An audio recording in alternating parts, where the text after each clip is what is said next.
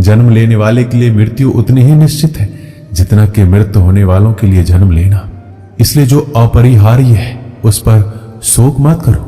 मनुष्य अपने विश्वास से निर्मित होता है, वो जैसा विश्वास करता है वैसा बन जाता है।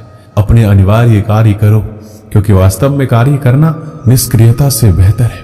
भाग्य के भरोसे केवल वही लोग बैठे रहते हैं जो जीवन में कुछ करने के लिए अंदर से प्रेरित नहीं होते। जो चीज हमारे दायरे से बाहर हो उसमें समय गंवाना मूर्खता ही होगी। श्रेष्ठ बनना भी एक महानता है, क्योंकि समाज में लोग श्रेष्ठ पुरुषों का ही अनुसरण करते हैं। सम्मानित व्यक्ति के लिए अपमान मृत्यु से भी बदतर होती है। इस जीवन में कुछ भी व्यर्थ नहीं होता है। बुद्धिमान व्यक्ति ईश्वर के सिवा और किसी पर निर्भर नहीं रहता। श्री कृष्ण कहते हैं, समय से पहले और भाग्य से अधिक कभी किसी को कुछ नहीं मिलता है। जो व्यवहार आपको दूसरों से पसंद ना हो, ऐसा व्यवहार आप दूसरों के साथ भी ना करें। जब जब इस धरती पर पाप, अहंकार और अधर्म बढ़ेगा तो उसका विनाश कर पुनः धर्म की स्थापना करने हेतु मैं अवश्य अवतार लूंगा।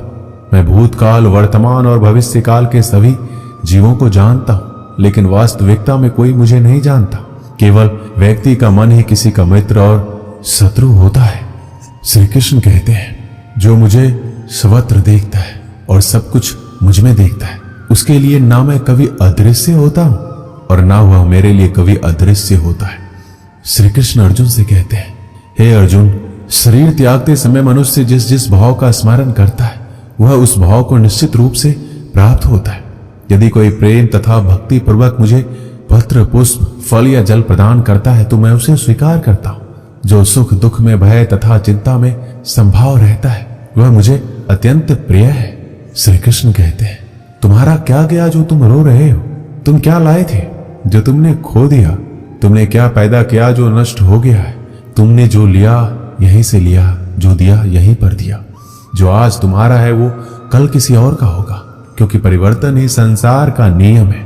जीवन ना तो अतीत में है ना ही भविष्य में, जीवन तो वर्तमान में है। एक समय की बात है, एक गांव में एक व्यक्ति रहता था जो अपने जीवन को लेकर बहुत चिंतित रहता था। उसे लगता था कि उसके जीवन में एक बड़ा बदलाव आना चाहिए, जिससे उसे जीवन में किसी भी तरह की परेशानी ना रहे। उसके पास खूब धन हो और उसकी खूब प्रसिद्धि।